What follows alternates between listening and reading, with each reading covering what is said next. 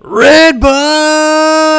Yeah, baby, that's what's happening tonight is Redbud in MX Simulator, live here on Star Systems TV.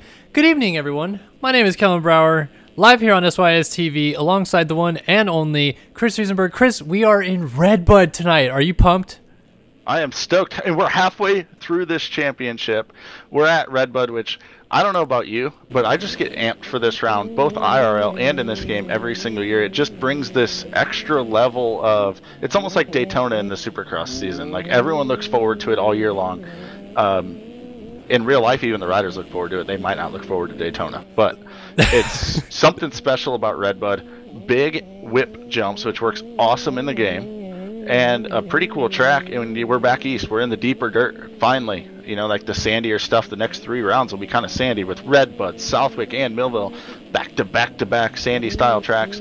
Obviously, Redbud, not always a sandy track, but they've added a lot of it into it. Yeah, I'm stoked for it. Hell yeah, I am too. And right now we've got the 250 Consolation race out on the track right now, so the top 4 out of this one will transfer on to join the other 36 fast qualifiers in the 250 motos coming up here in about 10 minutes, I'd guess. We were watching Dale Mullins leading this thing on a 125. He actually hole shot. Now he just gets passed up by Alex Cunningham, but Dale Mullins is trying to get it done on the 2-stroke, and we just talked about it. It's a little bit deeper dirt, even in the traction here in the game. And that sucks that 125 power right out of it. We're going to see the leap for the first time at Redbud right here in the Consi. Is Alex Cunningham going to pull the trigger on it? He's going for it. And he comes up way short. Dale Mullins makes it about halfway on the 125. I don't know. 250 guys, it'll be a story of the night to see which guys are consistently able to make it over the leap and who is not, for sure. Man, I don't know who dials in Dale Mullins' suspension, but he might want to give that guy a raise because I don't think Mullins has any testicles anymore, but his suspension kept him alive right there. For some reason, he faced the crap out of the leap on a 125. I'm pretty sure that those are some Race Tech Gold valves in there, for sure. Hell yeah. Pumped on it. Well, as these guys circulate around the track, we want to also update you guys on the current 250 championship standings, and I think for that we have an update from Chris. Yeah, absolutely. Thank you to Mr. Devin Davis, the statistician, for having these updated since we haven't had them updated on the RF site. Hopefully that'll be coming soon. But we do know that we have a new red plate this weekend. Colton Mitchell on the Prime Design team has passed his teammate Jared Seidhoff and holds a slim 3-point lead. Sean Klein's moved up to the 3rd spot on Evergood, and he only sits 13 back of the lead. And then quite a ways back we find Walter Gebhardt and Russ Chapman. Those are our top 5 guys in this championship right now coming into the round. So it's the Prime Design guys and Sean Klein, who's been really throwing it down lately, trying to claw himself into the mix. Those are the 3 guys that we're really going to want to watch out for. Absolutely. And if I'm not mistaken, Colton Mitchell, he now leads this championship having only 1 moto win of this entire year so far. So that's a little bit of an anomaly, as well as we talked a little bit about Seidhoff and how good he was in the first 4 or so rounds. He had a really bad round at High Point, though, or actually a really bad second moto, I should say, at High Point. And it flipped the tables real quick. Muddy Creek went pretty well for Mitchell. Not a good week for Seidhoff. And here we go. We already have a points lead switch going into Redbud, shaking things up in this championship as we reach the halfway point. And it'll be interesting to see whether or not Mitchell takes this momentum and starts clicking off consistent moto wins, or whether or not Seidhoff, the defending champion, can kind of wrangle back some momentum that he had from the beginning of the season and also challenge for this championship. Without a doubt. And also switching up this week, every round through the first 5 rounds, Colton Mitchell was your top qualifier.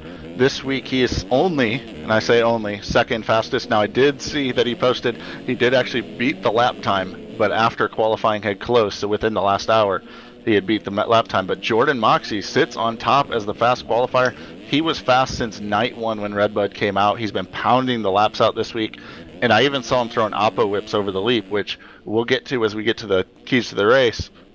The leap in this 250 class is going to be a deciding factor. So Jordan Moxey has Redbud dialed in. Once again, Brock Pearson is fast, 3rd fastest. Walter Gebhardt looking good in 4th qualifying, and Jake Rose rounds out the top 5 qualifiers. Seidhoff was 6th. Probably the surprise, Ben Seberg, 7th qualifier. He's been coming on a little bit as of late, and I expect him to really gel with this Redbud track just because of the sick whip jumps, which as we've seen the last couple of weeks, he throws her dirty. Right. And we're going to see a lot of the throwing her dirty tonight here, I can imagine. There are a lot of big jumps on play here at Redbud. Not only the leap, but also the uphill triple that your race leader in this Consi, Reno Brennan, is coming to. I'm sure we'll see some 250 guys get saucy on that. There's a nice tabletop coming up a few corners after this. And then another tabletop that's a few corners after that as well. And one more tabletop before the leap. So all these guys have a lot of different jumps to play with, a lot of air time. But in between the airtime, not a lot of rest, as this track has been met with, I feel like, mixed opinions this week from what I've been able to gather so far. A little bit rougher than some of the first couple rounds that we saw that were more of the a highway, for lack of a better word. But you know, now these guys having to adapt to some changing conditions. We had a little bit rougher conditions at Muddy Creek last week, and this week again, you know, a lot of ruts at play, a little bit more chop coming into the corners, and guys having some troubles. I mean, do you foresee that being maybe a possibility that could change up the race aspect tonight, Chris? I'm sorry, I was doing a terrible job co-broadcasting. I was trying to handle some other stuff while you were talking, so I missed the question. Well, just talking about the roughness aspect of this track and how it's maybe not as bad as Muddy Creek, but it wasn't necessarily met with the greatest appreciation this week, and maybe that could factor in the way these guys are setting up their bikes for tonight, is in between all the heavy air time they're getting on some of the jumps, they also have to deal with kind of a difficult track underneath of them. Yeah, for sure. Actually, I got really all over the board reviews. Some guys said it was too easy, others saying it was a little bit on the too hard side and a little bit too rough, so I have no idea. I think it's just some guys gelling with the track and some not. And obviously there's some guys that loved last week and didn't like it, and that's pretty typical. But definitely people very vocal this week on both sides of the coin. Some of them, like I said, loving it. Some of them definitely not. I do think bike setup will be key here because you are stiffer for some of the jumps. Also, the 250 specifically might be changing their gearing up, maybe to jump the leap, for instance, because that thing really sucks your horsepower going down up the hill and the deeper traction that we talked about. But are they changing it up from what they're used to running on the rest of the track? Will that play a factor? I think it will. And I think we'll see a lot of different lines from the 250 to 450s too, as I've seen this week throughout qualifying. The 450s are able to really use the inside lines on the track, where the 250s, of course, we see them week in and week out try to carry as much momentum as possible around a lot of the outside lines. Yeah, I'd have to agree with that one as well. So we're going to wrap up this Consi here. We are on the last lap for these guys right now, and as Chris and I banter back and forth a little bit about these racing action that we're going to see tonight, I can see the chat is already starting to light up. We got about 40 people watching the live broadcast, and you too as well can watch back the broadcast on YouTube. And if you're not watching it live right now and you're actually watching the playback on YouTube right now, be sure to head over to twitch.com/StartYourSystemsTV and follow us there as we host all of our live broadcasts of the events here. And you can't miss a single second of the action, including this one here from Redbud. And wow, we're about to see a battle for this last transfer as Kamar Glover makes a mistake. Here comes Dale Mullins on the 125. Over the top of him and not far back is Jack Gatland on the Apex Motorsports. Mullins almost landed on Glover. Now Glover making some mistakes, and Ryan Dungees himself down. Does a little trampoline effect up in the sweeper. And now they're running down Alex Cunningham, who had a fall off. So Mullins has the spot. Jack Gatland is down, so he's going to be out of it now as well. So Mullins might take this two-stroke into the motos. Be interesting to see if he stays on it or if he switches to the four-stroke in just a moment for the motos. I'd be more interested to see if he sends the leap again on this last lap and just goes about 2.5 on it, because I want to see how good that suspension works all around, or if he didn't just get lucky that one time. Either way, leading back this at the thing, front, Reno Brennan, Wildside Designs. He's going to go to the inside, so he's definitely not going for the leap. Hedge makes a mistake, drops it still in the 2 spot. Cunningham looks like Hedge going around the outside. Is he going to go for it? I think he checks up. He's backing out. Cunningham not. Here goes Dale Mullins. He's sending it. Yeah. Oh, he's down. Bike, Glover is 12 seconds back, so I don't think he'll be able to capitalize unless Mullins has another mistake or problems getting going. Brennan takes the win with a sick Oppo whip, by the way. Got to give a shout out to that, as Mullins will get going, like you said, ahead of Kamar Glover. So he's going to put that 125 in. I'm curious, like you said, whether or not he stays on it going into the motos, though. That'll set our 40-rider field. Of course, unofficially waiting on cuts, but there was 3-second gap. assuming we probably won't have that in a 4-lap race. Unfortunately for Kamar Glover, Neil Wells, Brett Powers, Mr. Donut MX himself, Jack Gatlin, Blake Rowland, Charles Gable, Caden Speck, they won't be racing with us the rest of the night. There's a lot of people on that Donut MX stream right now not too thrilled that their guy, Mr. Brett Powers, didn't make it. So that sucks a little bit. Brett was in the motos last week at Muddy Creek, and it was good to see him out there, but no can-do this week, so he's going to have to watch the rest of the pro motos from the sidelines. Hopefully his followers continue watching. But, all right, so we're going to have a little warm-up lap, and we're going to go moto, and it's going to be sweet. So we'll jump in as soon as this restart happens. Of course, we got the versuspc.com one to watch and the Race Tech keys to the moto both coming up for the 250 class at Redbud. Ride365.com Nationals powered by versuspc.com.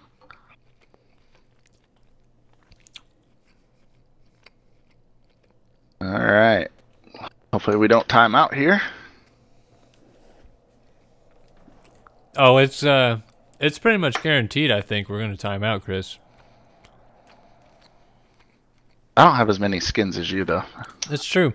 I'm curious as to what happened because I feel like when I started playing this game, I'm thinking back to like 2012, 2013 days, I never timed out that much, even though I had all the skins. But well, models have gotten more detailed. Skins have went true. from 1025s to 2049s to some people running 4K skins now.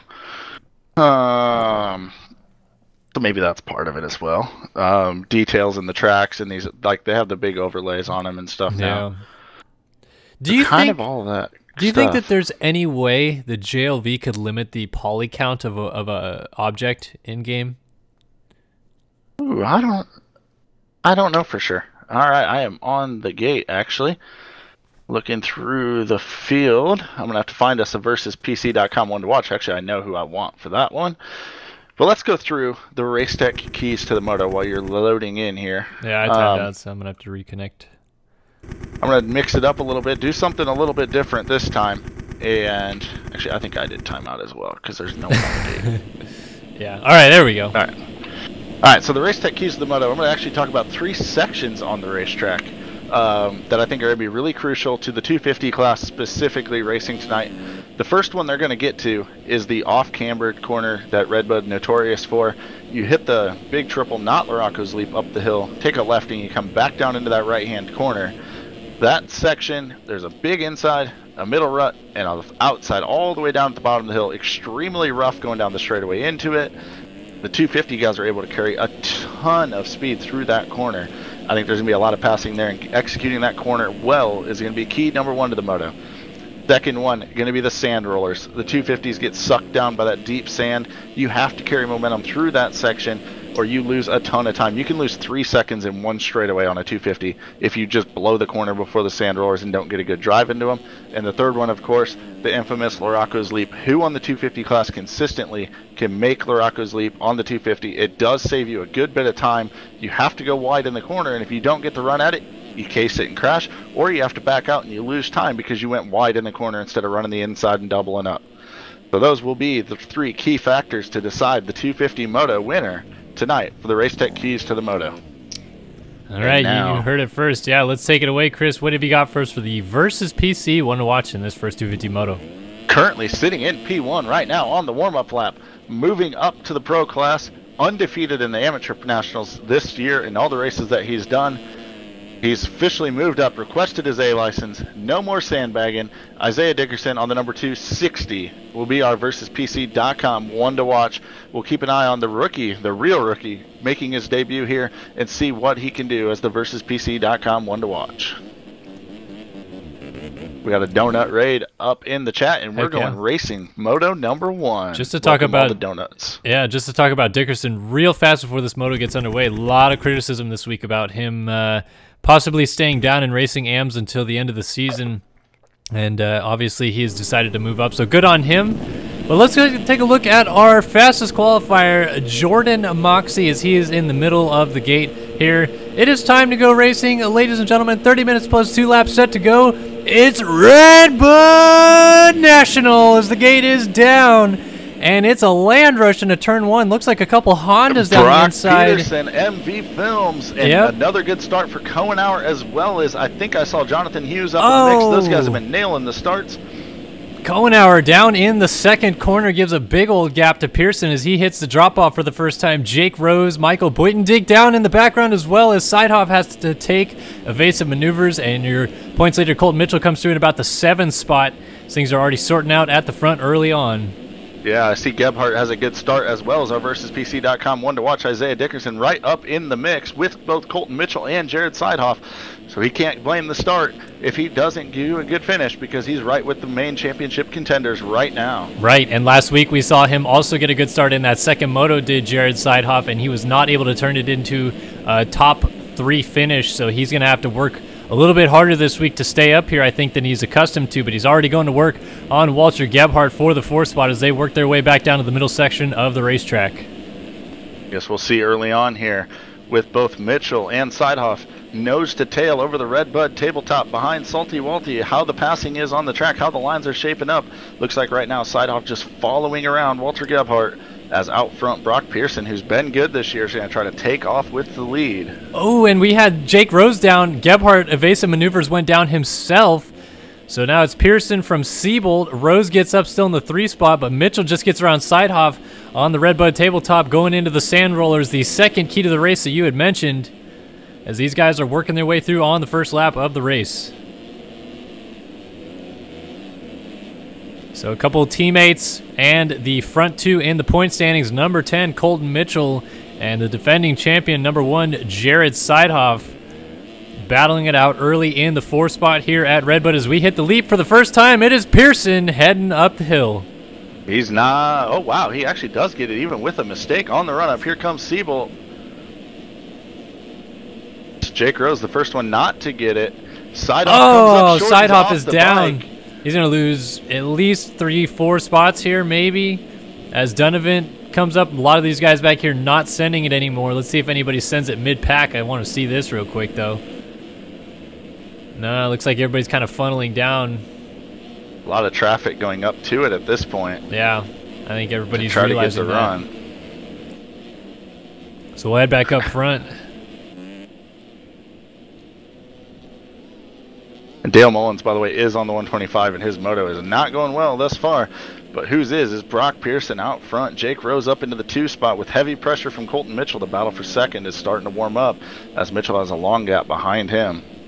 Yeah, Mitchell is going to go after Jake Rose here early, and I think this is going to be one of the better times we've seen Mitchell early on. Up until about the 4th round, it seems like he could not buy a start. Finally got a good start and crashed early on. Actually, that was at the 3rd round at Colorado, so he is trying to make amends for that early season struggles with the starts with another good one here tonight and go after the number 2 rider early. He made a lot of time up in that off-camber. He executed that inside perfectly while Jake Rose went around that outside. And I'm not sure if Rose messed up on the outside or if Mitchell just nailed the inside so well, and it's that much faster when you get it well.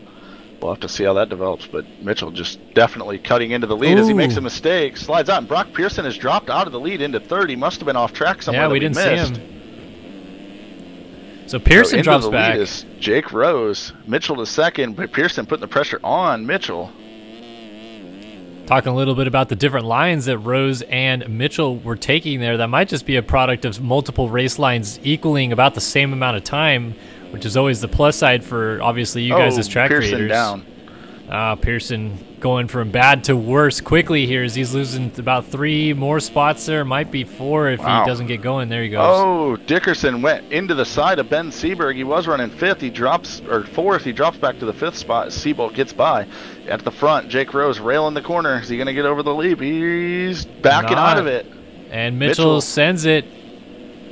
So it doesn't gain a little bit of time, but still not close enough to make anything happen yet as they come around to complete lap number 2. Seberg came up super short. Seabolt didn't jump it, almost makes the pass. Oh, Seberg is down, heading into the rollers before the finish. Meanwhile, Dickerson, his first real taste of running up front here in the pros. He had a pretty somber race at High Point, if I remember correctly. Did not finish either moto, and he's going after Seabolt down the inside. He shoves it in there and makes the pass. So he's not afraid of these former champions in this class. As he gets the number 19 machine and moves into the 3 spot. Just adding fuel to the fire of all the guys that said he was sandbagging, running up in a podium spot early as he goes off the track. Gets back on safely. Gonna have pressure from Brock Pearson from behind and Seabolt from the front. These guys in the pros don't make a lot of mistakes, but Dickerson's showing he has the speed to run with them, at least early in this moto. Man. The battle for the lead is on now as well. Mitchell working that inside again on Rose. Doesn't make up as much time this time. Oh, but Rose makes a mistake. Yeah, Opens big the kick. door. Oh, Mitchell looks like he's going to almost throw a wheel in there. Again, different lines being used, and they're going to go almost side by side on this tabletop. Neither of them get it all the way as Mitchell is going to look down the inside, not quite get it as Rose uses his momentum around the outside to hold on to the spot. They head into the sweeper and then back down into the backside of the track one more time before hitting the more middle part of the track before the sand rollers. Another one of the race tech keys to the race. These two going side by side, coming into him. Oh, I thought Mitchell might duck inside before the rollers, but he's going to carry the momentum and get the drive up the hill to stay close to Jake Rose. Mitchell doubling, Rose trying to skim across the tops. A little bit different techniques through there. Worked out about the same. Yeah, I think the entry to the sand here is one where we might see a lot of those 250 guys end up consistently funneling to the outside. Obviously, the 450 guys with a little bit more power out of the corners might be able to make the inside work better, but these guys want to keep their momentum going into the rollers as that sand will bog them down as they go deeper into them. Rose going to go for the leap this time. Mitchell as well. Rose got it really clean. Mitchell tags the wheel a little bit, but good enough to get going over it, not lose too much time.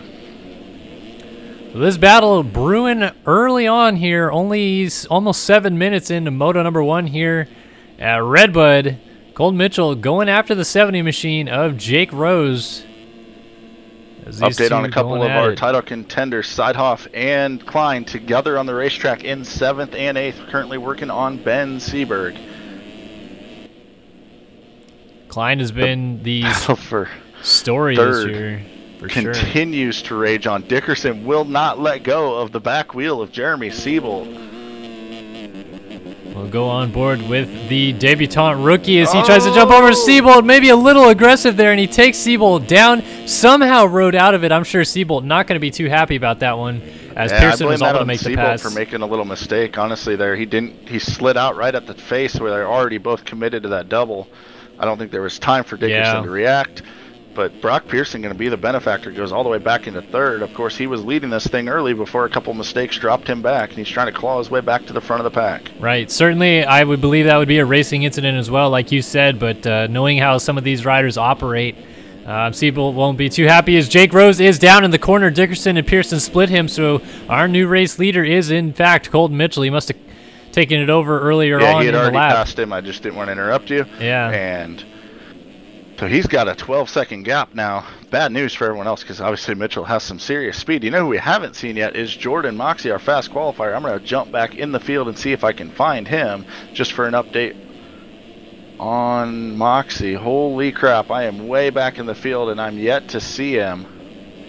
Where in the heck is Jordan Moxie? Oh, there he is. He's only in 8th. Okay, I went too far.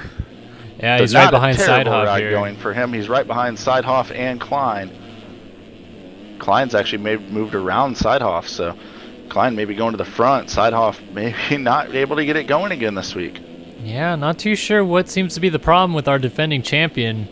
So solid, so consistent at the beginning of the season. Obviously came into the Outdoor Championship ready to go, but just has not been the same guy since he finished outside of the top 10 in the second moto at High Point. It's just been all mediocre, to say the least, for him.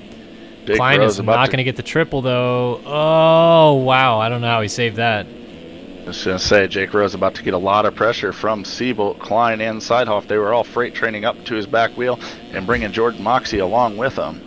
Sean Klein just had 2 unbelievable saves as he almost swapped his way down into the ground before the finish line as well. Seidhoff all over his back door again. Seabolt able to stretch away with Rose.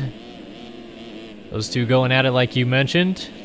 By the mechanics area and down the drop-off. Mitchell must have had a mistake. His lead's down to 3 seconds now on the battle of Brock Pearson and Isaiah Dickerson. It's not out of the question for Dickerson to pull off a win here in his first pro race. Early speakings, early run-ins for sure, but definitely Dickerson looks strong, a lot stronger this week than he was at High Point when he made his official debut ride, but really it's almost like we can consider this his first ever Pro National, given that he fell outside the top 15 early in Moto 1 at High Point and did not start the second Moto, so...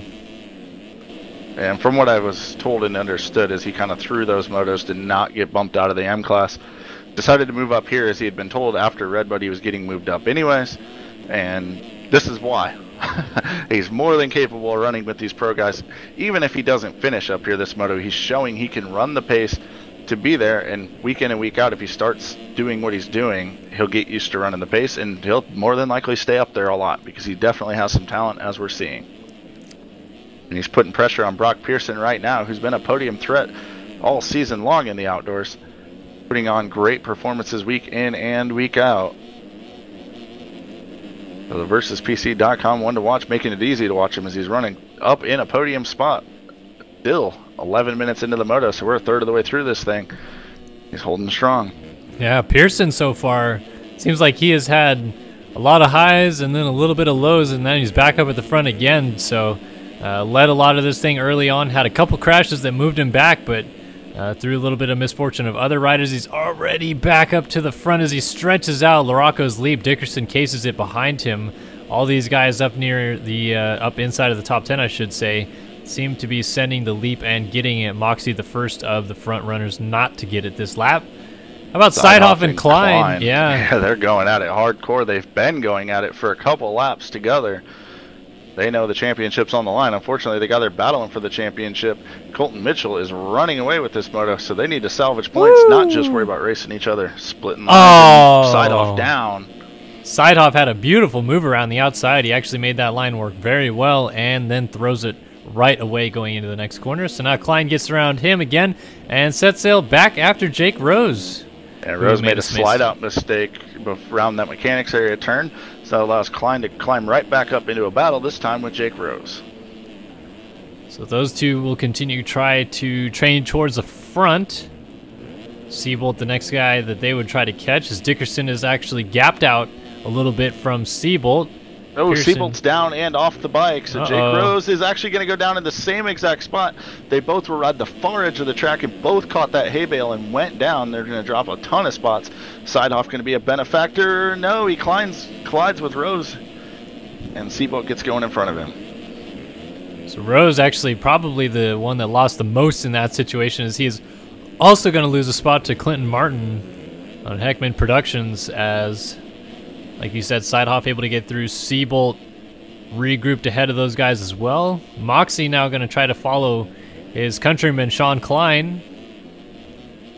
And Dickerson, Pearson, Mitchell up front. Mitchell still putting in some good times. He stretched his lead back out over Pearson to 6.5 seconds. After a fall, dropped it down to as low as 3 seconds at one point.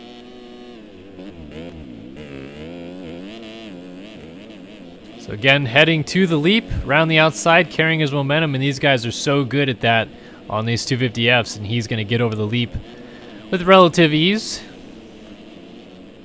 They're all still stretching it and having to work for it, which is cool to see, and we're seeing the guys in the back, or even here, Dickerson running in third, not getting it. A jump is a challenge for even the best guys in the world, as Sean Klein tries to scrub it, catches a bar, and almost goes to Indonesia. Wow. That's the second time right there that Klein has had a huge kick while trying to scrub it, and it ends up kind of double whipping back into his front half there. Almost goes through the front door of the bike, but able to keep it together. We're going to jump on to the top 10 rundown brought to you by... Well, Dickerson just went down. He lost a spot to Klein, and he's about to lose a spot to Moxie. Now he's panicking. Yeah. I can see it as he's trying to get back up. Bad news for Dickerson as he has some serious heat coming from a couple of former champions in RF Gaming Pro Racing, Seidhoff and Jeremiah Seabolt. Yep, champions as recently as last year. Seabolt, the 250 Supercross champion, and this year too, I believe, if I'm not mistaken. But him All right, so I wanted to jump into that FamiMex.com top 10 rundown a little early, where things were a little bit spread out here, as Colton Mitchell leads the way, a 2:14 fast lap. from Mr. Prime Design Graphics, holding the red plate on the number 10. Brock Pearson, MV Films, running in the 2 ride. As he goes up in front of the grandstands, he's going to deal with a lapper facing the wrong way on the track as he just swapped out. Back in the 3 ride, we find Sean Klein on the 74, riding for Evergood, trying to claw his way back into championship contention after a poor start to the season. Fast qualifier Jordan Moxie, Team Marchitech on the number 57, runs in the 4 spot.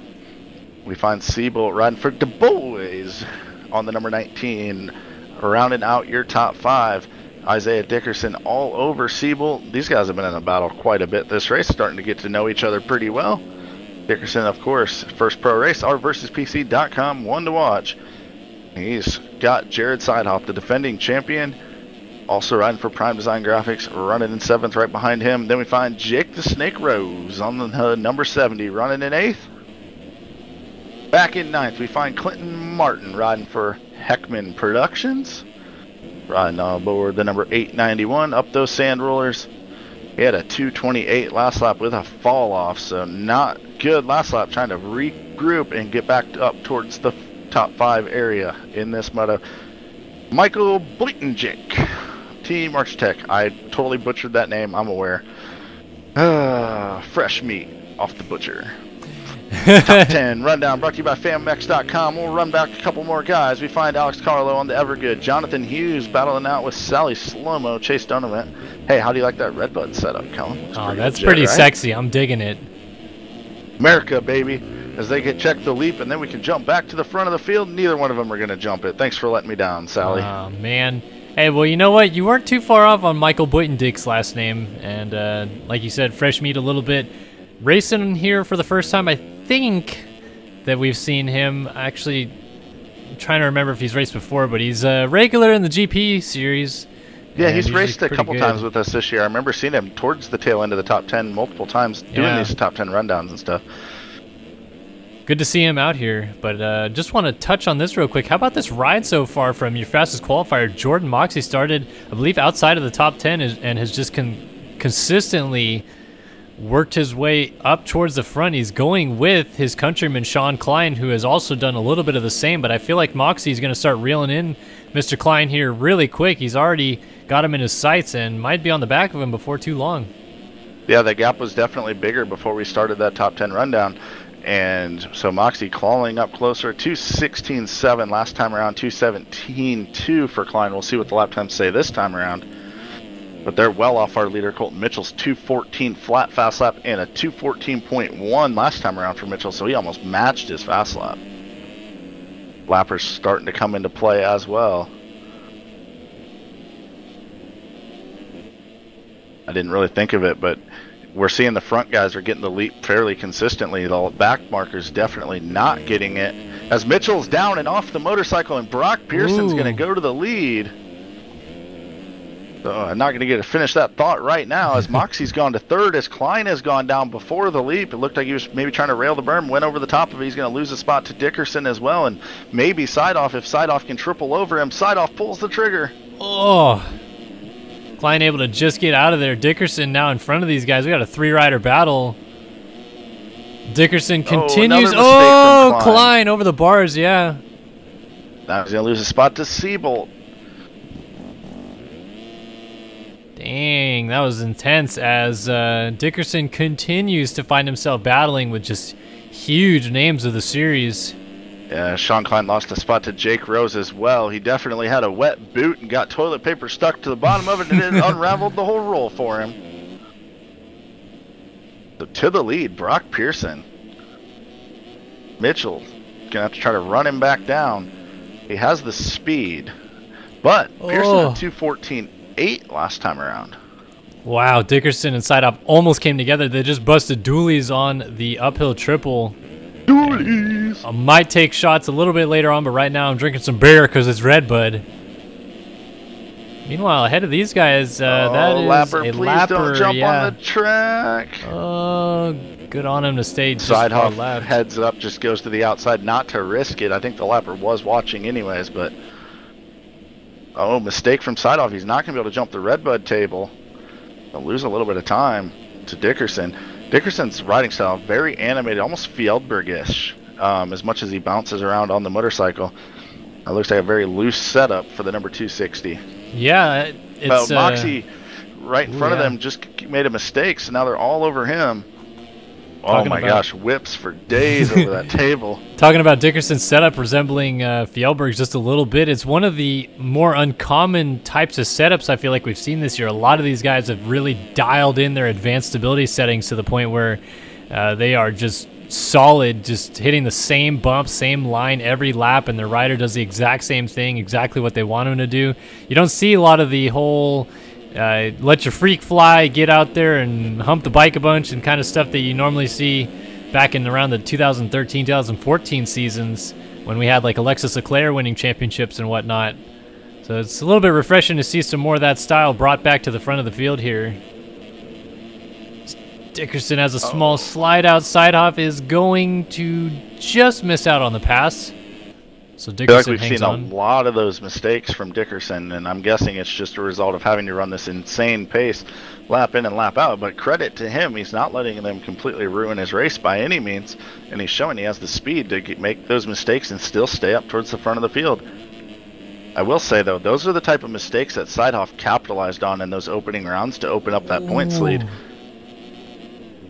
Wow, look at Sidehoff throwing a little bit of aggression in there. Dickerson was trying to fight back around the outside, but Sidehoff had the inside line and is able to take the spot. Dickerson continues to show him a wheel here and there, but right now Sidehoff does have the spot as they both hit the uphill triple.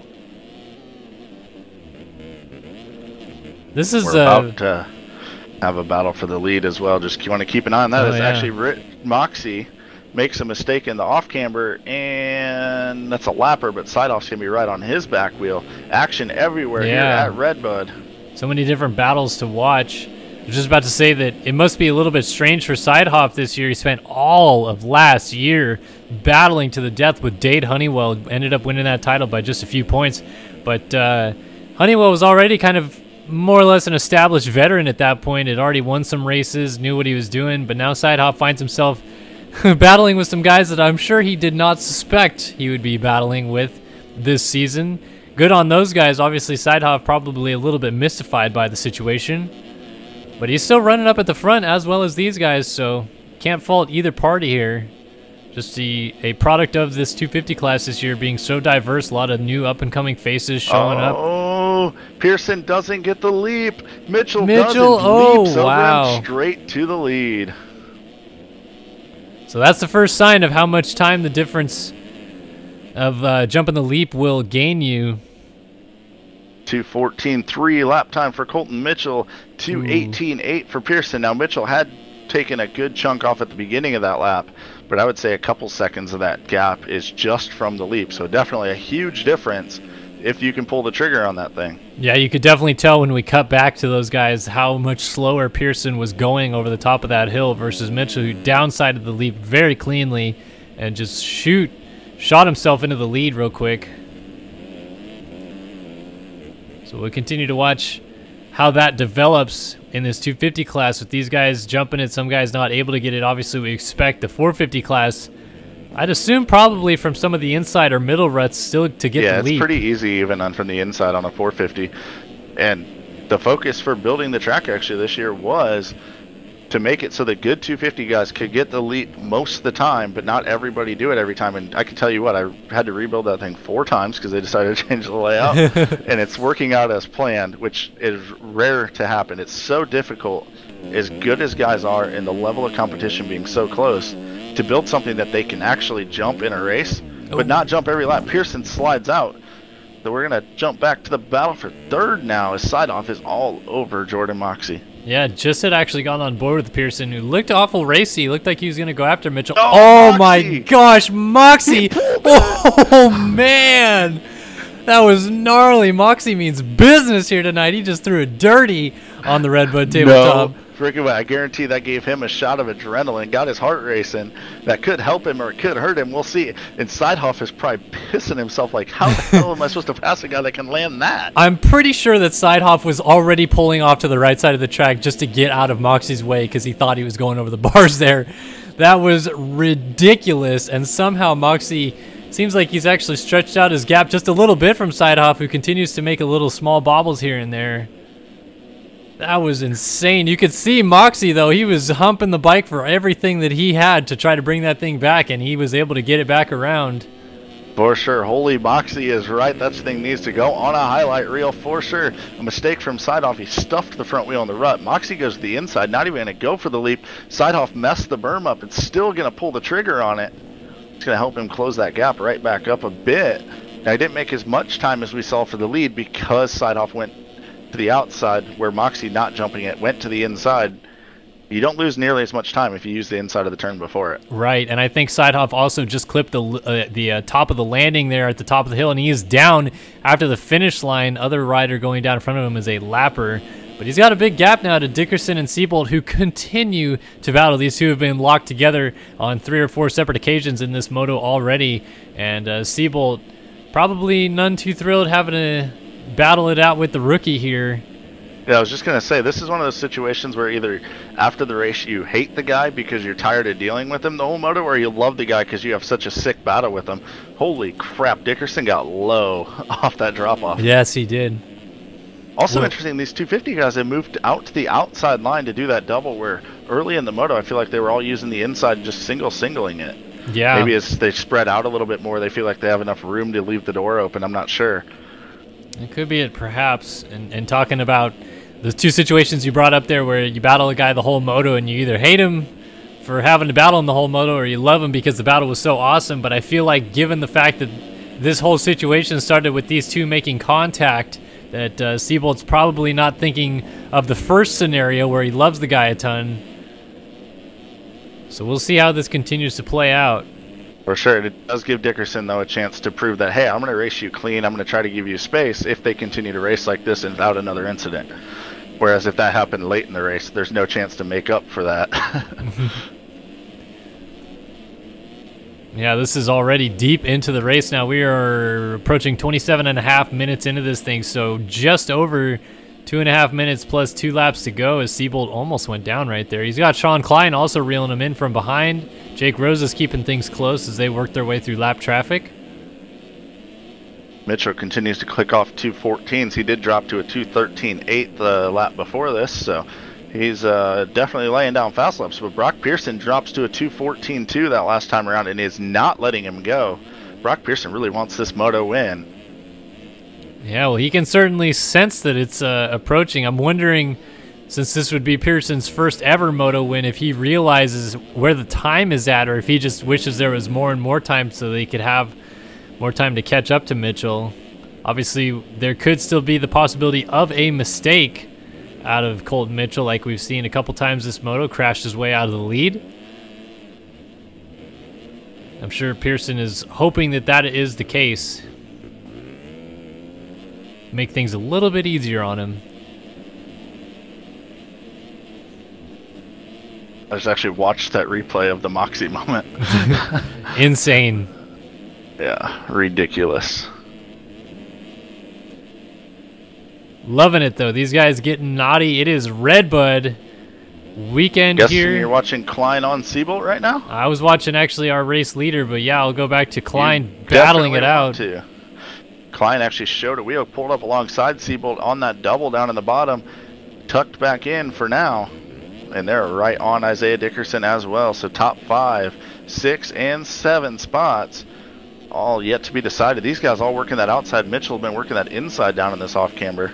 Yeah, and just when Seabolt thought all he had to deal with was one rookie, he's got another one chomping at the bit here. He's sandwiched between a couple of youngsters in this class. Seabolt, for what it's worth, not necessarily the oldest guy in the class, but he still is much more of a cagey veteran than these two. Pearson had the lead down to 1.3 seconds and made a mistake entering the sand rollers. It's up to over 11 seconds now. Oh, and Seabolt and Dickerson come together. They both go down. That's the second time they have both made contact. I don't know how Seabolt actually fell off there. He looked like he's going to ride out of it. They hate each other now. You're right. As you were discussing what was going on there with Pearson, I was watching these two, and yeah, their lines came together in a hurry, and Klein the benefactor there as these guys continue to battle it out. Let's see if our race leader has made it back over the line. Yes, he has. 3 laps to go as the 30-minute mark just clicks over here at Redbud in 250 Moto number 1. Definitely a turnaround week for Sidehoff so far, running in 4th, but with your points leader out front winning this thing, it's definitely not what he'd like to be seeing. I'm going to stick with this Dickerson-Seabolt battle, though. These guys are going for it, and Dickerson is not going to get the leap. So Seabolt is going to get the spot back. Let's see if Dickerson tries to respond quickly here. Look at this. Already coming alongside. Wow. Off the track and plows him again, and Jake Rose is going to go on by. And the rookie mistakes that keep collecting Seabolt are not going to make him happy. No, definitely not. If you talked a little bit about retaliation. Yeah, you talked a little bit about Seabolt maybe just being okay. There was a racing incident, who knows? But now it is on. He is not too thrilled with Dickerson. I'm sure of it.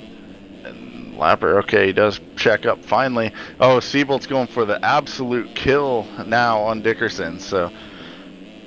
And everything else in front of them is pretty spread out, so we can watch this develop. Yeah. Dickerson's definitely putting in a great ride for his first real pro national finish here, but this is not the way you want to start things off by making enemies with someone who is just as fast, if not faster than you on a regular basis. The kill. It's going to be a whip in the face. Dooley! Woo! Loving it. Seabolt not giving an inch. Brake check him too, or is he just going to go on by and say, see you later? I think he's just going to go on by. Seabolt definitely is wised up a little bit as he's. I don't know if he's wised up. He's absolutely sending it right now. Yeah, but Dickerson's going to come in aggressive on him again. And now here comes Jake Rose into the mix. Yeah, after a mistake, Rose is right there. So Dickerson not showing any respect to Jeremiah Seabolt's race at all. I think both these guys are throwing caution to the wind at this point. Yeah. I'm going to go on board with Dickerson, actually, as he has 2 guys right in front of him. And we might see Seabolt making a pass here on Jake Rose. He almost pulled alongside. Now, Dickerson has a great drive. Look at Seabolt low line that tabletop. That's a creative line right there, for sure. Hadn't seen that all week. Dickerson, though, seems like he has got the speed over these 2 right now. For some reason, he just continues to carry good momentum. But Seabolt now going to work on Rose as they go almost toe-to-toe over that tabletop. Seabolt almost like a shadow to Jake Rose right now. He's so close to him. They all funnel this inside line. Dickerson's corner speed looks really good until he makes a small mistake there. He is not going to get the leap. Let's see if these 2 do. They both send it. Rose is short. Yeah. Oh, Seabolt swoops around the outside and takes a spot. Rose is trying to come back on him. That gave them a pretty big gap over Dickerson with the mistake he made, but these guys are going to continue to fight out. Rose is sending it to flat. More dualies. 2 lap board should be out right now, right? Yeah, I believe so, yeah. So far, I'm actually a little bit happy I decided not to do the shots for dualies tonight so far, because I would be really, really in bad shape already.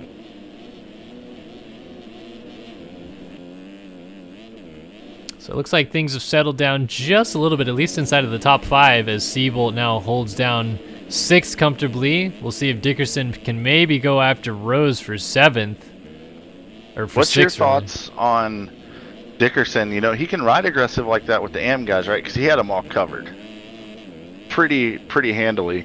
Where these guys, I mean, they're good enough that he's going to have to race with them, not just every moto, but he makes the move, and we've seen Seabolt able to come right back on him. Is that something that you have to change your riding to deal with, or it's just that's the way you ride? You're always aggressive no matter what. Doesn't matter who's around. I mean, it's a great question because, you know, talking a little bit about him and Seabolt's situation, personally speaking, I would not want to be making enemies right away in this class. You have to deal with these guys on a regular basis, like you said, a lot of them being your speed and can fight back with you and give you a shove when you don't expect it. So I don't think he should be making enemies this quick. I'm sure he's not actually trying to make enemies, but definitely got to think about that a little bit more as this this second moto starts to develop, see how he handles that situation. Because you get one of these guys mad at you, it's pretty quick that they start ganging up and everyone's really mad at you, especially if you're a loudmouth, you know, if he's in chat and he's yelling at these guys right back at him. Yeah, they not also going have to the be too good of skill, an I idea. guess, too, right? To be able to come back on you. Also, fastest lap of the race was just logged by our 17th place rider, Salty Welty Gebhardt, who's not having a good moto, but he did run a 2:13.6 lap time. Hey, at least something to be happy about. I'm sure he won't be happy, but something he could be happy about, to say the least. Jake Rose is continuing to give pressure to Isaiah Dickerson here. Yeah, what better experience in the pro ranks to be in a battle the entire moto. On the last lap they go. Colton Mitchell, 11-second lead over Brock Pearson, Jordan Moxey, Sean Klein, Jared Seidoff, and then this battle between Dickerson, who just got dirty, and Jake Rose, who's going to try this inside. I mean, their lines come together. He's certainly been aggressive, but I like this Dickerson kid so far, man. He's throwing caution to the wind as Rose is able to get to the inside and make the pass, but Dickerson has a great drive. He gets cut off, though. Doolies! Yeah. Oh! Almost contact right there. There was contact for sure. Somehow they ride out of it. Now Dickerson in the unfamiliar inside line. He's going to go to the middle, actually. Going to lose the spot back, it looks like. Ooh, Dickerson out of shape. Yeah, lost that spot for sure. Oh, and there he goes around again. Rose with the mistake. I have a feeling these two are still going to be battling. Leap for the final time. Moto leader, soon to be moto winner, backing out at the last minute without the drive to jump the leap. The Prime Design Graphics points leader on the number 10, Colton Mitchell.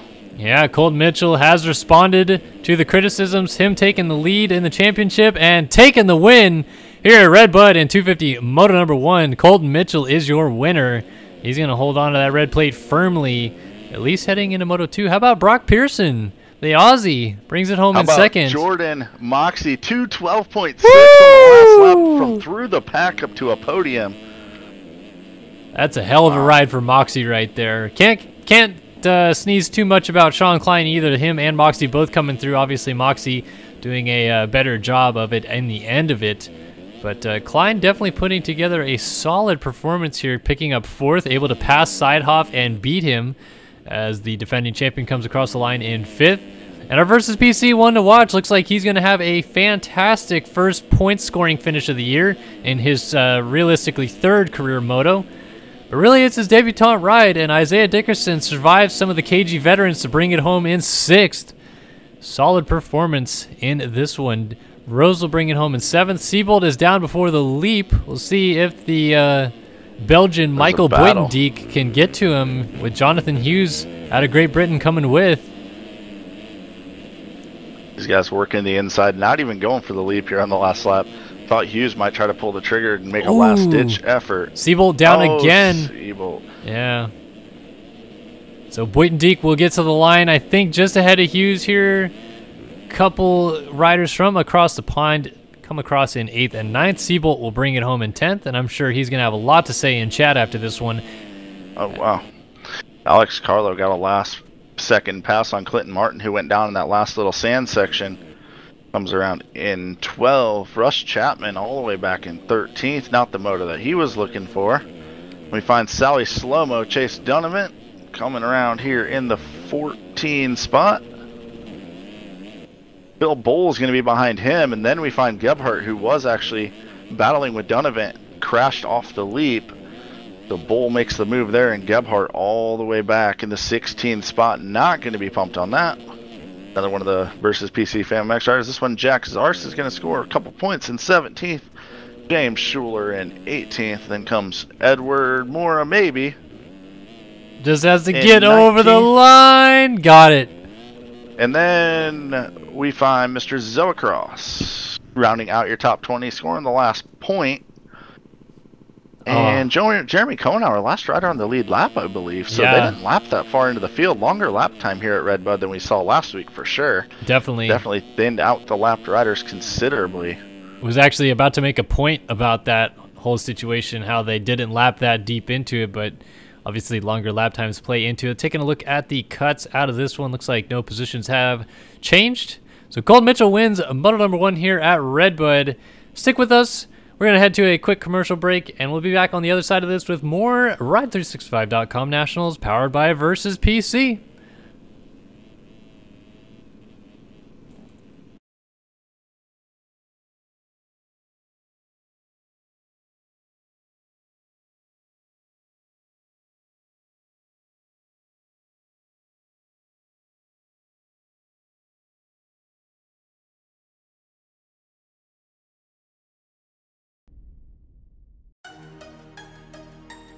RaceFactoryGaming.com would like to thank the following sponsors for their continued support.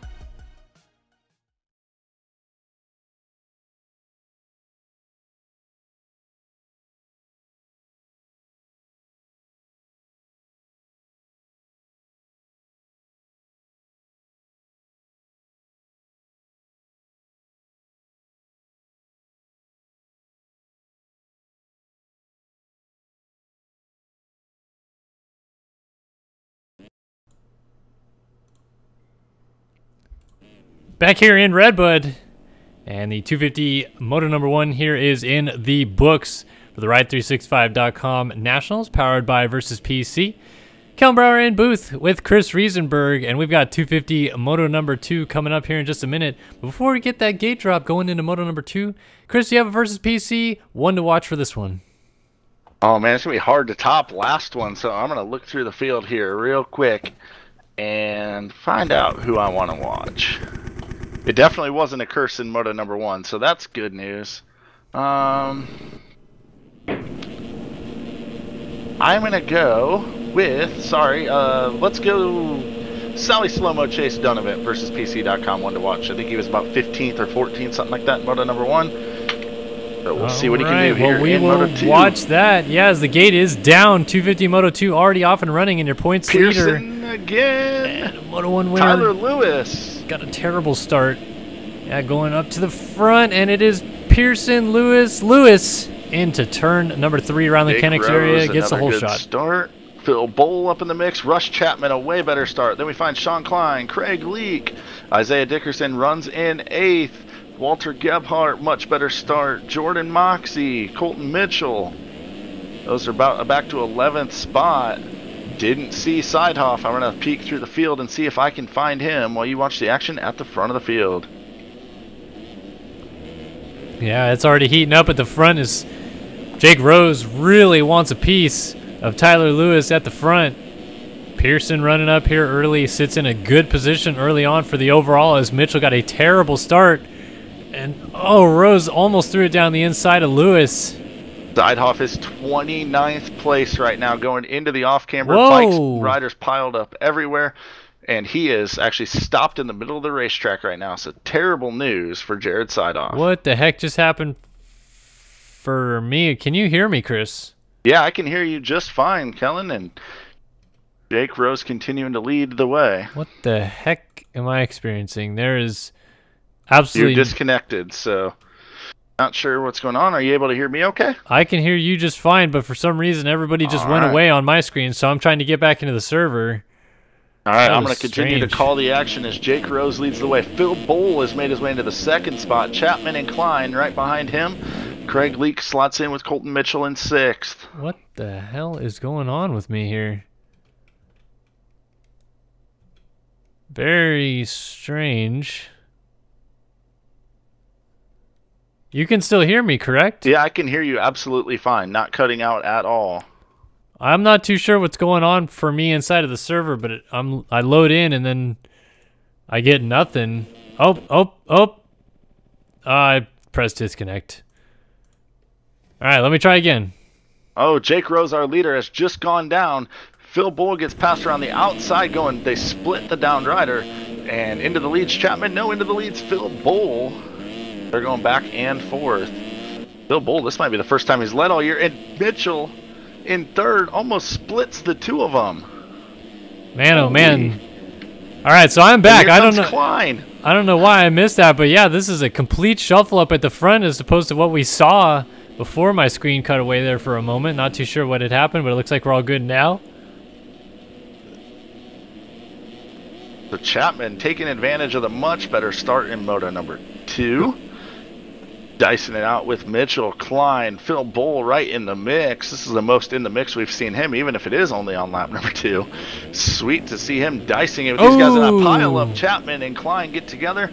Mitchell off to the races in the lead now. Yeah, Chapman got hung up on the inside of the corner there. Mitchell able to jump to the outside, but everybody else actually hit Chapman. So Phil Bull, the benefactor. Inside in that off camber. Yeah. Look at that. 3 guys all in the same shot there as Klein and Chapman are just going at it. They're rubbing number plates as Bull is upside down. Oh.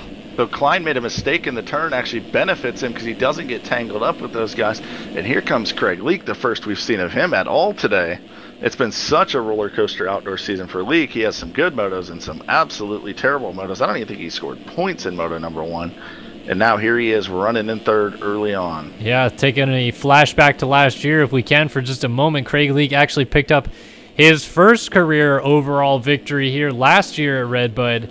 So he knows this track a little bit better than maybe some of the other tracks that we started the season on. But this is the turning point for him where he really started clicking off some really good motos going into the second half of the season. I was going to say it's a blessing to be the versuspc.com one to watch now as Chase Donovan was in 4th, and then he almost unloaded himself through the sand rollers but saves it. He's running in the top 5, so good performance here going on early from the Sally Slow-Mo Chase Donovan. Oh, and I'll tell you what, that setup is so prime, and he's on even on prime. Let's see if Donovan's going to pull the trigger on the leap as Cunningham in front of him does not, but tries to block the line. I don't think Donovan has a run. Cunningham chopped the line, and I heard Donovan get off the throttle for a second. If you let off at all, you are not jumping it. Mm-hmm. These guys battling really hard. Cunningham kind of all over the racetrack, riding very defensive. We saw him come out of that Consolation race. These guys are getting back onto Sean Klein now, who's actually just getting up from a small crash after the finish line. So Klein's right in front of these guys as Lewis takes a peek down the inside of Donovan. He's going to get that spot. Behind those guys is Boynton Dick, Siebel, Clinton Martin, Jake Rose, and Jordan Moxie. They're all freight training at a very high rate of speed past the mechanics area. Off the drop-off they go. There's a rider down in the turn. That is Alex Cunningham on the ground. Bummer for Cunningham, who's having a good ride early on here. He's going to have to get going and regroup, but he lost a ton of spots, as you can see this freight train on your screen here. Martin and Jake the Snake Rose doing some dualies up over... I don't even know what to call that triple. What should we name it? Well, what's the sponsor we got on it? The Race Tech triple, I guess. Yeah. I'm all good with that. Racetech.com. And it's not even one of the Race Tech keys to the race. I don't know which battle to watch here with these big group of guys. Donovan gets passed up by both Siebel and Boynton Dick in about a straightaway. And now he's got pressure from Jake Rose. Yeah, this is really insane action here early on. I mean, we are 6 minutes into the moto, so normally this stuff is usually pretty spread out, but we got a train of a good 8 riders in a row here, all battling to get inside of the top 5. All getting nasty, and then Jake Rose kind of straight airs it. They were all throwing it so sideways off that table that goes from the front side of the track to the back side here. Ooh, Lewis down before, or actually entering the rollers, I should say. Nice job getting out of the way there. Normally I don't recommend pinning it when you're sideways in the track, but I think he saw that it was his best option to get out of the way there. Or he just got lucky, one or the other. But it worked. All right, so peeking back up front just for a second, we see Mitchell pulling out his lead nicely over Leak. And then Klein. Leak came up short on the leap, and then Klein is comes down. Up way short. He's going to be in this battle. Wow, that thing's passing out cases like a CSGO stream. Oh, Seabold almost throws it down the inside of Klein. That was a solid pun right there, Chris. I appreciate that one. But now Klein finds himself in this battle. So we got the Belgian, we got Sean Klein, Seabold all in the mix here. Jake Rose out of Great Britain, Chase Donovan repping in the USA, Clint Martin from Australia, Jordan Moxie also out of Great Britain. USA. He's repping the dirty South, bud. He's repping the dirty South, bud, at Redbud. Yeah, yeah. Never mind that. Go ahead, continue on. Oh, our leader's down and off the motorcycle in the off camber. That's not going to give the lead to Craig Leak, depending on how Mitchell can get going here. But he's definitely going to shrink it. Way. Yeah, he just was on the top of that rut there. So Leak's going to be a lot closer. But I'll tell you what, this battle for 3rd, 4th, 5th, 6th, 7th, 8th, 9th, 10th, 11th, 12th. These guys are all just in a line coming to the off camber here. I know. I don't even know who to freaking watch because they're all so close together and they're all battling. Yeah, and it's close behind Phil Bull as Tyler Lewis actually went down. So here comes Sidehoff. First time we've seen the defending champion get in the mix. He is in 13th as Lewis gets dirty in front of him. Yeah, for sure. Lewis throwing her absolutely upside down, enjoying the Redbud table. Oh, there's a rider down. Is that That's Moxie? Wow. Yes, it is. So, and it looks like Kohenauer was just getting up from a crash. Or maybe that was Donovan. So now Clinton Martin, Donovan, and Kohenauer are all grouped up. Phil Bull right behind them. Lewis, Sidehoff, they're all in the sand rollers together. Sidehoff had a mistake before the sand rollers, and we've talked about how costly that's going to be as Moxie goes around him. This battle is crazy. There's so many different riders on the same stretch of track. Not really sure what to watch. How about it, though, for Michael Boydendijk, the rider out of Belgium? Don't see him too often, but when we see him, he rides well, and he's riding fantastic at Redbud. Launches Sean Klein, almost makes the move. So those two battling it out, yeah. Jake Rose right there. This is absolutely ridiculous action. We got 5 guys in a train battling it out for 3rd, and then a little gap to Clint Martin, Kohenauer, Donovan, Phil Bull, and Tyler Lewis side by side over the line with Jordan Moxie and Sidehoff right there. Yeah. 13th. This is that sounds insane. terrible for Seidhoff to be in 13th. Remember, he was in 29th at the end of lap 1, or not even the end of lap 1. But look at all the spots that are right in front of him that are all well within reach. He could get all the way. I mean, there's not even a big gap all the way to our leader. Like, exactly. There's no stopping where he could go. The biggest gap looks like 6 seconds all the way back to him. Yeah, you're absolutely right about that. And if Seidhoff can use the same sort of mentality that he had at the beginning of the year, where he was just so solid, so consistent, clicking off the same laps while other riders were continuing to fall off the bike, if he can use that same logic, he's certainly due for a good finish in this one. Just needs to play it smart. Watching Sean Klein put a ton of pressure on Jeremy Seabolt for that number 4 spot. And Boytendick in front of them is holding tough, not letting them reel him in. He's dropped into the 2:16s as well as they have, so Boytendick holding down some sick lap times. What a great surprise moto here at Redbud. Klein, a small mistake. We're on board with the 74 machine right now as these guys head over the tabletop into those tricky stand rollers, one of the race tech keys to the moto. It's all about momentum out of this corner, and Sean Klein has it. Is he going to be able to make the move down here? At the end, there's the big bull turn. They're both going to go wide and carry mass speed around the outside. Looks like Seabolt, like halfway through the rollers, was able to get a little extra going there. Just had that momentum pick up about halfway through, and Klein not able to get to him. Different lines being used, though. I like it. I like not following. It's a real smart move around this track. You guys going to both go wide. Boytendick slides out a little bit on the inside. Not going to be able to have the run to even carry momentum as he doubles the leap. Seabolt going to triple on by. Smooth pass. We got a rider down. That is Klein. Craig Leake. Craig Leake getting up in this mix. So Boytendick back into third around Leake as Seabolt moves into the 2 spot. Not done yet, though. Leake is trying to keep the inside tight. Boytendick rails it into this first corner complex and holds the spot, though. You guys holding their wick around the Redbud track. Wow, Leake's going to go. I thought he was going to clip that hay bale for sure off the drop-off. Seabolt going to try to get away and go after Colton Mitchell. 2:15.7 fast lap for Mitchell, 2:15 fast lap for Seabolt. Both of them run on the last lap. That gap looks to be about 8 seconds, give or take. John Klein working hard. Is that was a lap? No, that was Jake Rose. For some reason, it wasn't registering for a minute. I don't know if he missed a timing gate or what. Boytendick and Craig Leake are both down as Klein's going to go into the 3 spot. Woo! Craig Leake, not the best track re-entry right in front of Mr. Jake Rose. But they keep it nice and cool. Bad news for our defending champ Seidhoff. He's still back in 12th, and he's actually lost touch with this pack of riders that we've been watching. But he's definitely had some problems. Yeah. Oh my, Jordan Moxie. I just saw him throw the dirtiest scrub as he goes around Jeremy Cohenauer into the number 8 spot. Maybe keep an eye on Jordan Moxie as he's trying to close in now on Clinton Martin and Michael Boytendick, as he looks like he is laying it down. Remember, our fast qualifier was Jordan Moxie as he comes up over the table, throwing her absolutely dirty on every jump around the track.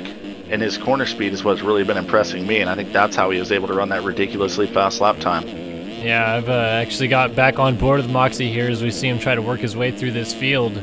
Oh, he made a little slide out there, but throws it sideways again. He's throwing out enough sauce to have a spaghetti dinner, I think.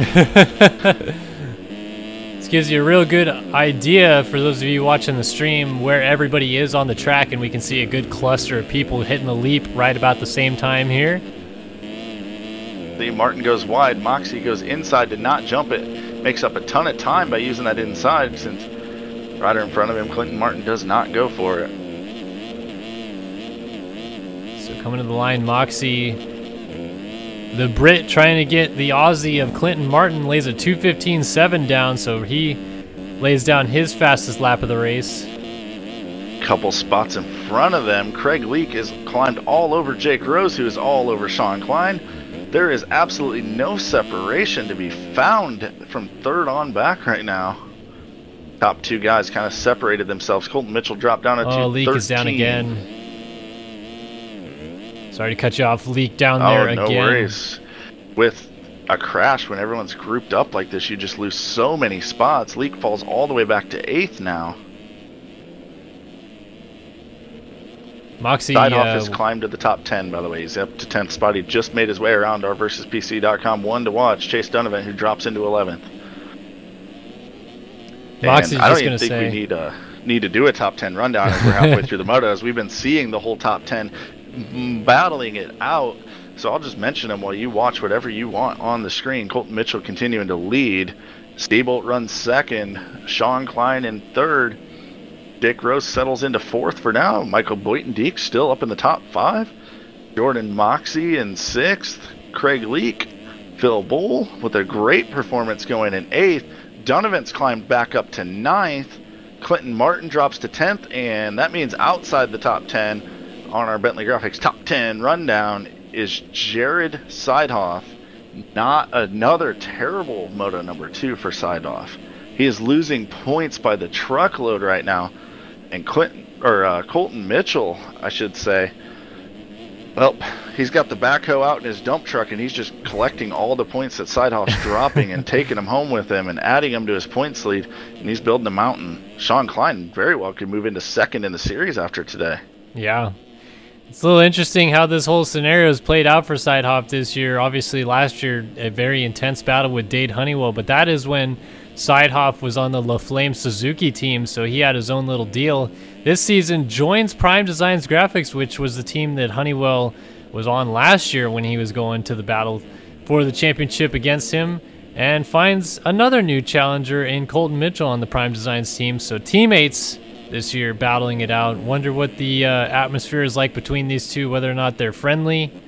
Obviously, not too much in it between these two anymore, as Mitchell is going to take, what was that, Chris? A truckload of points away from this one, perhaps? Yeah, a dump truck full for sure. A dump truck so big they could build a new Luraco's Leap, I think. Yeah, well, I mean, they did. They did build a new Luraco's Leap. And so. It's a sweet one, if I must say myself. So top 3 spread out a little bit. Klein does a battle have for 3rd right now. Yeah, Klein does actually have some. And then just like Jake that. Rose is down, and Boyton-Dick's going to go down. Is Moxie going to get through? He does. So he's going to go all the way from 5th to 3rd in one turn. Or 4th. Sorry. Wait. 6th to 4th. 6 to 4. Okay, there we go. I knew he picked up 2 spots. I forgot that we had Sean Klein up there still. Okay. There's a battle going on right now for the 8th spot. Craig Leak and Chase Donovan going at it. Both of them having one of their better motos of the year thus far. I think Donovan's got 1 or 2 top 10s so far. And Leak, like we said earlier in the first moto, has been a really big roller coaster for him. I think they're actually catching Phil Bull in the process. As it looks like one of the versus guys is probably Eli Block making his professional debut tonight on the 5-15. Mr. Larry Laundard himself goes a lap down. Might be Zoe Cross, but I'm guessing it is the 515 as Leak was off the track. Oh, man. Insult to injury. Yeah. Martin going to go by. Here comes Salty Walty. Not a good day here at Redbud thus far for Salty Walty. He is going to get a top 10 spot now. You know who we haven't seen go through yet? There's Brock Pearson in 12th, and where is Sidehoff at? He's all the way back in 14th place. Wow. A 2:48 lap time last time around. Things coming undone for Sidehoff in a big way here at Redbud. We thought that after the not-so-good finish at High Point, Muddy Creek trying to rebound, didn't have the best of week there either.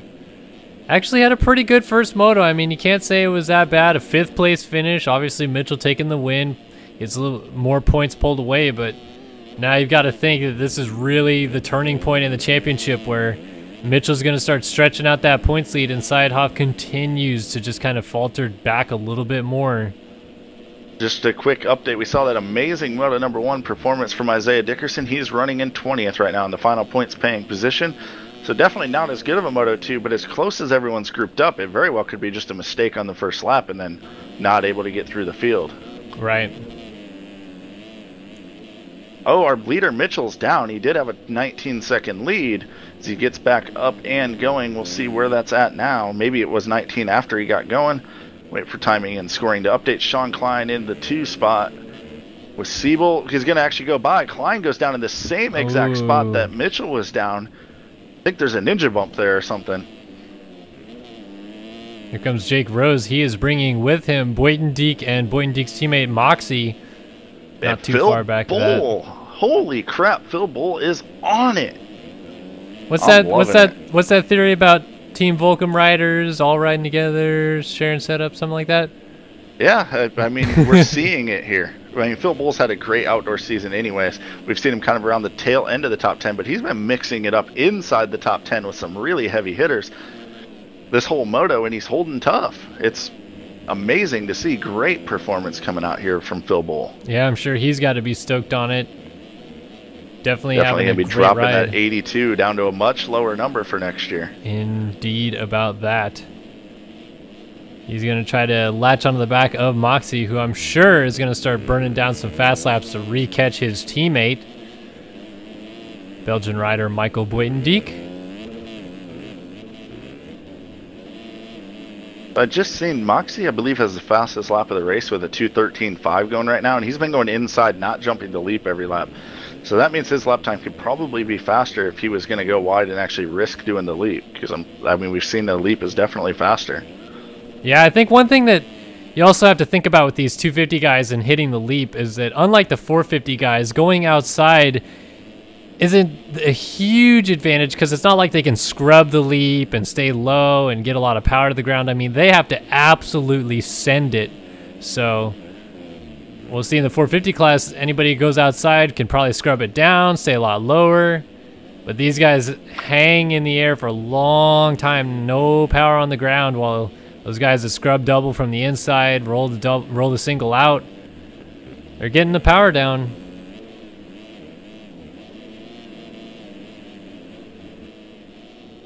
Our field finally starting to spread out a little bit here. I'm actually looking for where the best battle is on the racetrack.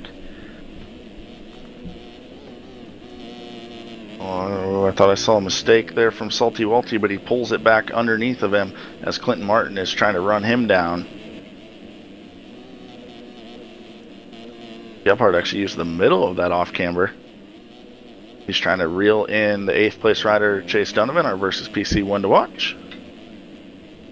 And watch him we will. Watch him right up into the top 10. So if you're in the 450 class, the one to watch has been a blessing tonight. So you might be wanting to hit me up, PayPal me some money to be the versus PC one to watch. Just saying, if you want to do well tonight. Yeah, because you had Dickerson in first moto, not a great second moto, and Donovan just the exact opposite, not a great first moto, but so far killing it in the second moto. I'm interested to know what Mitchell changed on his starts, or maybe it was just his first lap tactics, because that's what was holding him back through those first couple rounds.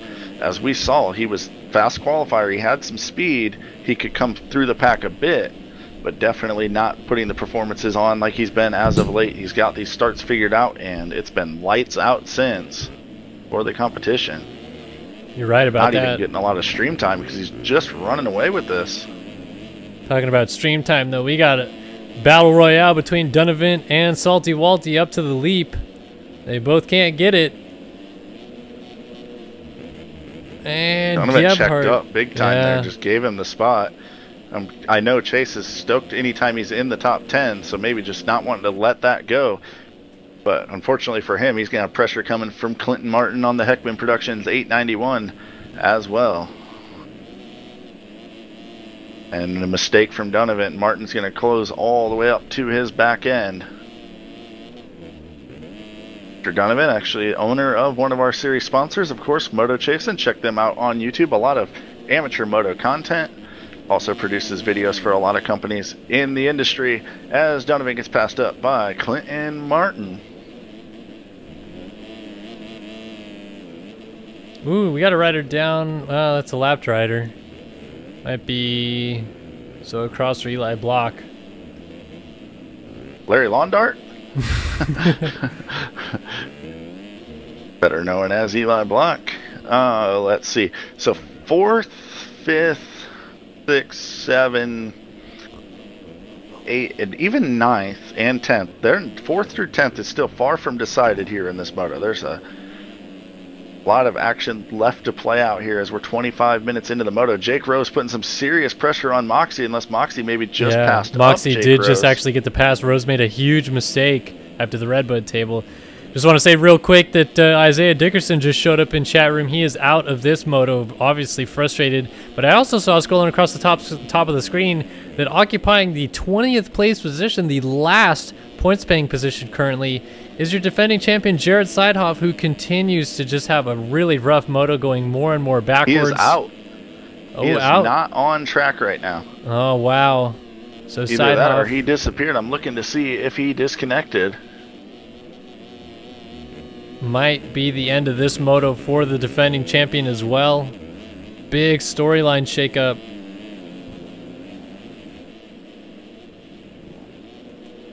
Yes, he did disconnect. Wow. Seidhoff has DNF'd the moto and very well DNF'd himself out of championship contention, leaving Colton Mitchell, who leads the moto, and a long ways back in points, and losing another 5 potentially in this moto. Sean Klein to try to run him down. Boy, Wow. how quickly things have changed. Colton Mitchell had none of the momentum at the beginning of this year, just could not buy a start, was really frustrated, and things switched over like a light switch, and now Seidhoff might not only be looking at the end of his championship run, but given the way that these circumstances have played out, how much longer are we going to maybe see Seidhoff racing this series? As Maybe we'll see him jump on the 450. Grows. Yeah. If I can try to put a positive on it, maybe he'll jump up there and mix it up with the 450 boys, which would be awesome to see. Still a lot of separation between the front runners, so nothing real crazy going on. Looks like Walter Gebhardt's making a run here at Jake Rose, perhaps.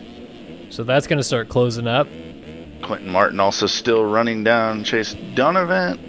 Bill Bull up in the mix with Donovan actually right behind him, so that's a nice 3-rider battle going on. Donovan carries a lot of speed around that outside line he's been using. He's got a run on Bull. Yeah, these two looking nice in this tight little battle here, but they can't be too aggressive with each other. Aggressive passes usually mean slower riding, and they do have Clinton Martin. Martin actually made a stalking. big mistake in the sweeper, so they have a little bit of room to breathe. As Donovan goes long on the table, actually made up time doing it. It's going to come down to the sand rollers. Donovan blows the turn, so he's not going to have a good run. He's going to lose some serious time, as we talked about in the Race Tech Keys to the Race. And look at Donovan now. Went from almost side by side to a 1.5 seconds behind with just not getting a good run through the turn.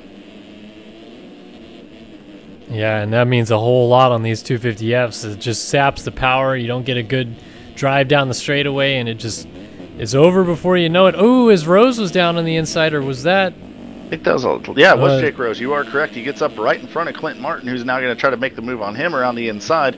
Rose going to go wide. Is Rose going to be able to triple back over him? No.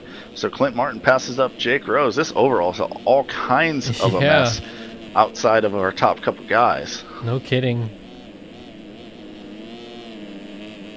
Rose looking to fight back. Pulls alongside. Oh my gosh, thought there would be contact there. Now tries an inside. In the corner. Yeah, he's got him. Oh, maybe, Martin's got more momentum, but not going to be able to run it in on him. They didn't have the angle for the rut. Tucks back in behind Jake Rose. He's going to go after. He's down. Brock Pearson going to climb up into the top 10 finally. 2:14.4 lap time last time around. Passes himself around Alex Carlo. He's moving to the front. Just a terrible start in first half of the race for Brock Pearson. Yeah, after a second in moto number 1. Really, it was a terrible first half of the race because he was actually in third when my computer started glitching out there momentarily. So obviously, he had a good start again. I remember that for sure. Gets involved with a lapper there, I believe. There was another lead rider down as well. I think maybe Carlo, who's down again. And Jake Rose going to sneak by. Is Brock Pearson going to be able to get by him safely? Nope. No. Goes right into him. Carlos somehow stayed on the bike there. So here comes Craig Leake. Let's see if he avoids the chaos. Oh, Chase Donovan trying an outside line as well. And he is able to get around Pearson safely. Oh, and Donovan's down. Daniel Mills gets hung up on him. Event. So suddenly the fortunes are starting to change for your Versus PC one to watch. He had a great first half of this moto going, but he's starting to slip deeper outside of the top 10 with a few mistakes. Or am I just watching the wrong guy? Yes, I am watching the wrong guy. Chase Donovan is still inside of the top 10. I was looking at Zoacross the whole time. 91-51 matching bikes and gear. It'll happen to you. Donovan's still working on Phil Bull. These guys have been in a battle for a few laps now. Both putting on their best rides of the season, I believe. Definitely a lot better than their first motos. So that'll be a positive to take away. If anything, having a better second moto does bode well for your confidence. You have a whole week to think about how much better your second moto was, as opposed to some of these other guys like Dickerson, perhaps, thinking, man, my first moto is great, but gosh, that second moto sucked. For sure, and we did hit the 30-minute mark, so we have 3 to go now. To sort this thing out. Still, Donovan chasing down Phil Bull. Playing follow the leader around him, it looks like.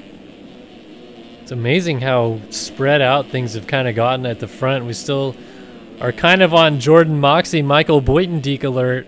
Buitendijk has just been steady as a rock this whole moto, but obviously your fastest qualifier, Moxie, wants to maybe say something about that before the end of this one.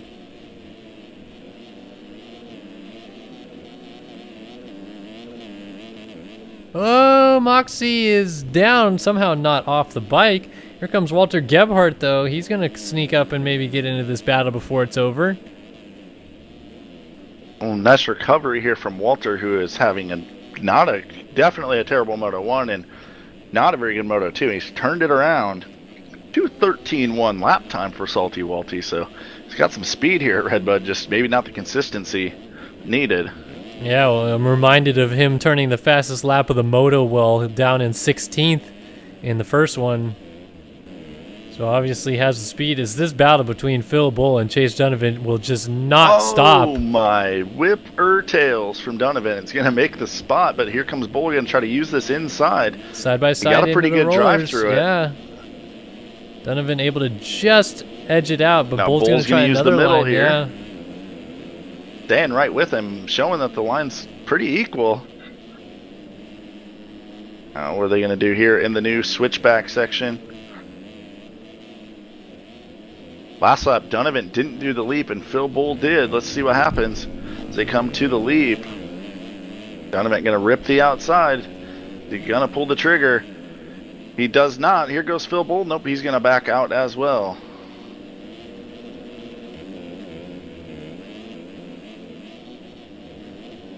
So maybe, just maybe, that battle settled down for a little bit as Michael Buitendijk has had a big mistake. He's behind Gebhardt and Moxie now. He must have gone down somewhere. So he was looking at a solid top 5 finish. Makes a mistake though. So here comes Buitendijk back on him. Got another battle brewing. This is going to be definitely a top 10 overall finish for Buitendijk. So great ride out of the Belgian. I didn't even think about it. He's Belgian. Of course he's gelling here. There's sand on this track. All that Lommel training paying off. Let's see if he can get after Gebhardt here. 8th in moto number 1, looking for 5th. Coming to the sand rollers, and he'll blow on by him. You ever heard of Jeffrey Hurlings, bro?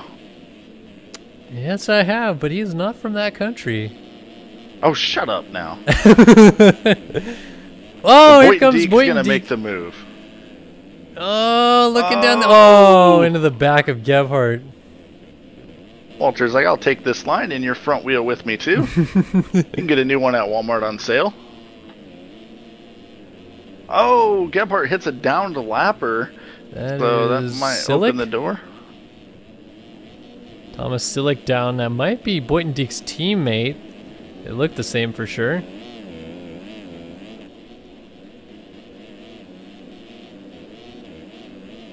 One more lap to go for our leader, Mitchell. White flag flies. Moxie's making a late run on Sean Klein here, trying to take that number 3 spot.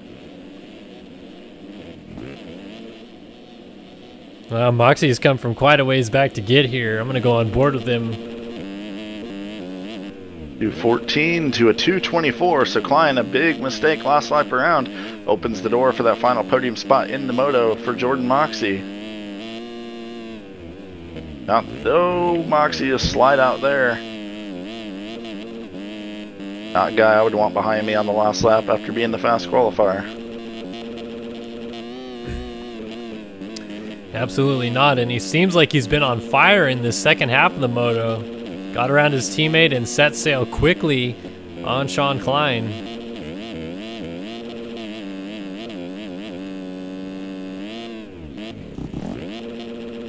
Over the Race Tech triple.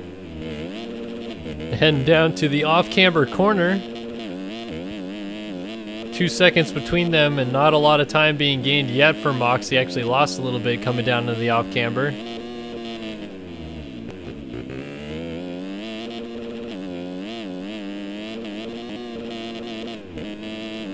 There's a lapper in front of Sean Klein. We'll see if that plays a factor at all. Should be plenty of room for the lapper to get out of the way, should he know which line that Klein wants to use to get around him. Or he might just stay in the main line and not let him go by. Gonna jump away from this battle for just a quick moment to give props to the man of the day and perhaps the new man of the season, as Colton Mitchell is hoping to bring this one down and sweep the motos here today at Redbud and take a huge points haul with him as Jared Seidhoff DNFs this second moto. But how about it? Number 10, Prime Designs Graphics. Colton Mitchell wins Redbud in the 250 class.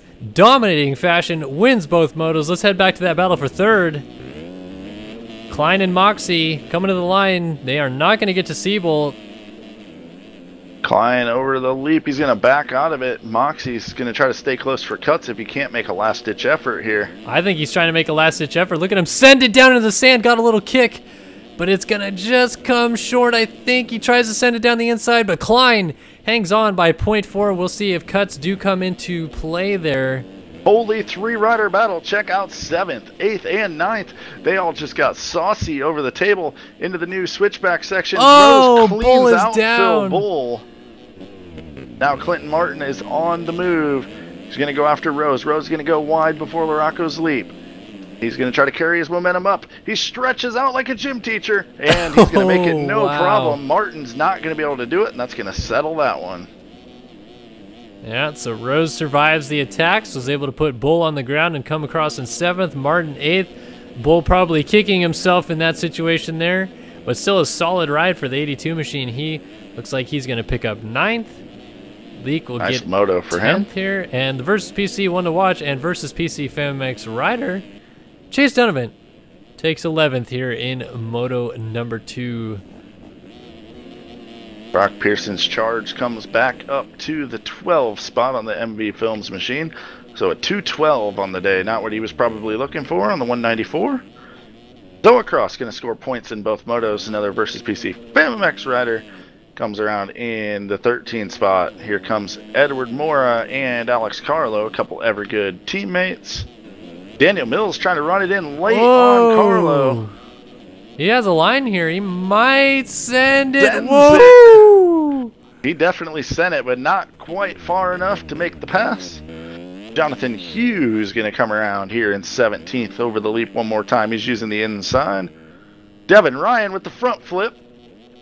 Going to land her down here in the number 18 spot as the last rider on the lead lap. So we'll watch Devin Ryan come around, finish this thing up. Jack Zars and Adrian Wilson were 19th and 20th. We'll see Devin Ryan if he can pull the leap out here on the last lap on stream. Let's see what he can do. Front flip on a 250. Sticks it. Oh, nice. I count that. Nice job for Laxatire rider Devin Ryan. That was sick. Good job, Devin Ryan. That's going to be the last finisher on the lead lap. So these guys actually lapped up to 19th in this one.